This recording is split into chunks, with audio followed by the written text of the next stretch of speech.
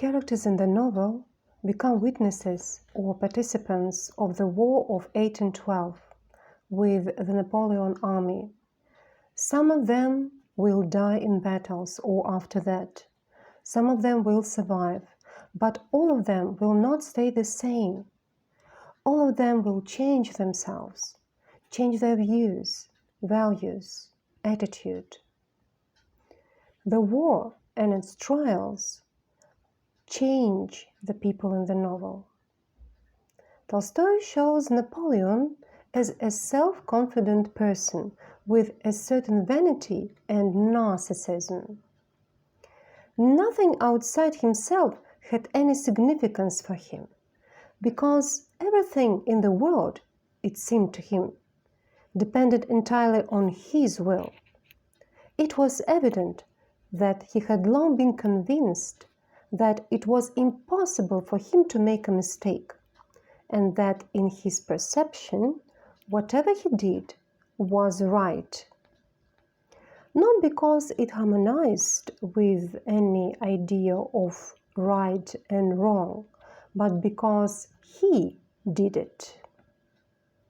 Tolstoy claims that the genius of Napoleon was in his insane adulation, his boldness in crime, and frankness in lying. Napoleon respects Russian art of war, but at the same time he does not understand their devotion. Why such a quantity of churches? He asks. The Russians are very devout, replied Balashov. But a large number of monasteries and churches is always a sign of the backwardness of a people, said Napoleon. He thinks logically. We cannot say that Napoleon hates the Emperor Alexander or the Russians. No, he is a conceited sovereign, and at the same time he is a warrior who considers a war as an exciting competition. He is absolutely sure that Russian people will love him. He believes in himself, his army, and their skillfulness. He knows that his army has superior forces. Remember, he thinks logically. But what about Kutuzov, commander-in-chief of the Russian army? Kutuzov is very devout, like many Russian people of that time. He always prays to God, and especially Mother of God, Madonna, as protectress of the Russians. He does not consider himself as a great person, unlike Napoleon. Unlike Napoleon, by long years of military experience, he knew, and with the wisdom of age understood, that it is impossible for one man to direct hundreds of thousands of others struggling with death, and he knew that the result of a battle is decided not by the orders of a commander-in-chief, nor the place where the troops are stationed, not by the number of cannon or of slaughtered men, but by that intangible force called the spirit of the army. And he watched this force and guided it in as far as that was in his power. He always saves his soldiers from useless battles. He is modest and patient. He can wait. Why did the Napoleon army lose the Borodino battle? Tolstoy gives the answer.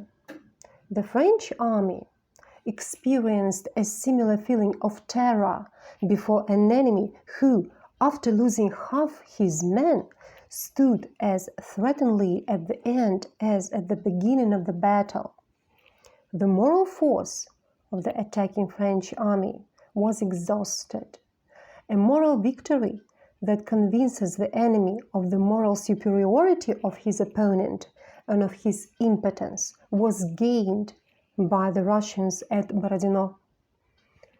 The direct consequence of the Battle of Borodino was Napoleon's senseless flight from Moscow, his retreat along the old Smolensk road, the destruction of the invading army of 500,000 men, and the downfall of Napoleonic France, on which at Borodino for the first time the hand of an opponent of stronger spirit had been laid.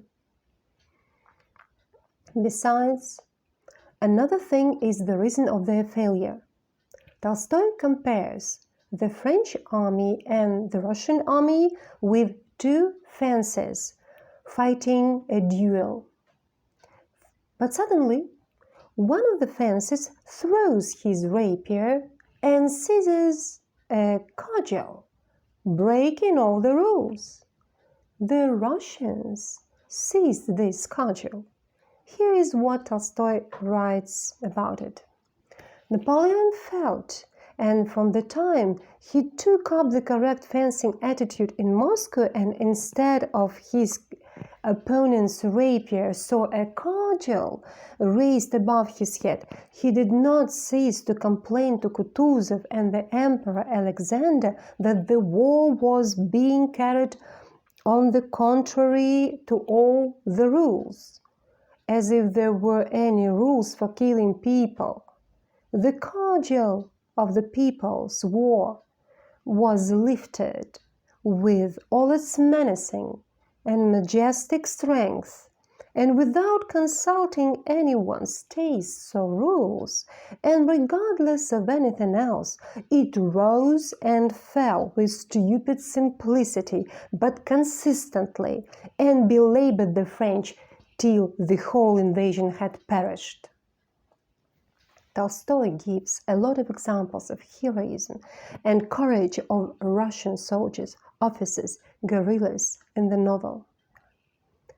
Napoleon is too presumptuous. He has not prepared his army for fighting in such a big unknown country, with unknown people, in the unknown climate. Finally, the French become demoralized.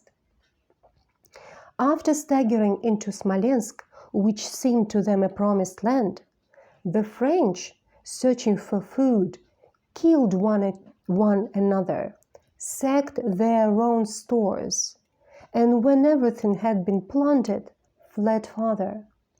They all went without knowing whither or why they were going.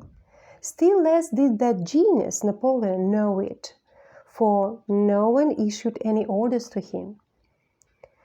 But still he and those about him retained their old habits, wrote commands, letters, reports, and orders of the day. But these orders and reports were only on paper. Nothing in them was acted upon, for they could not be carried out. And though they entitled one another majesties, highnesses, or cousins, they all felt that they were miserable wretches who had done much evil, for which they had now to pay. And though they pretended to be concerned about the army, each was thinking only by himself and of how to get away quickly and save himself. Tolstoy criticizes those historians who admire such people as Napoleon, who justify their crimes by their greatness. C'est grand, say the historians, and there no longer exist either good or evil, but only grand or not grand. Grand is good, not grand is bad. Tolstoy believes that there is only one measure to assess. For us, with the standard of good and evil given us by Christ, no human actions are incommensurable. And there is no greatness there where simplicity, goodness, and truth are absent. Before the Borodino battle, Prince Andrew Bolkonsky explains to his friend Pierre Bezukhov why the Russian army lost in the Battle of Austerlitz. It was not because of physical losses, but because of spiritual losses. For the Russians, the Battle of Austerlitz was an alien battle. But now the Battle of Borodino is the battle for their motherland, and they will win. Prince Andrew is absolutely sure of that. Tolstoy always underlines that the fact that moral defeat of the French army and spiritual lift of the Russians decided the outcome of that war. And all the military theorists with their knowledge, all the skillful soldiers, officers and generals, and all the genius commanders and also advantage in weapons are powerless against the moral spirit of the determined people fighting for truth, justice, for their motherland, to free it from the invasion.